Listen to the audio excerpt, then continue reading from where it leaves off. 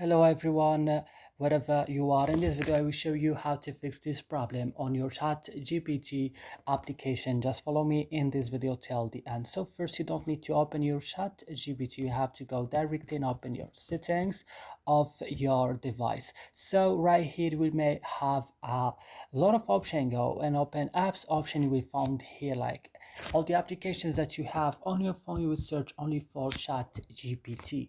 Then open it and go to storage option and click on clear cache, but don't click on clear data because it will delete all your data. Click just on force stop and click again. Okay, then go to battery, allow it on optimized mode as I'm doing. Then go back and go to permission, give permission to ChatGPT microphone. And then what you should do, go to your Play Store, check that your ChatGPT it's like updated on the last version, then restart your phone. So that's it guys in this video. I hope it's useful for you. Don't forget to like, subscribe. Now what, see you in another video.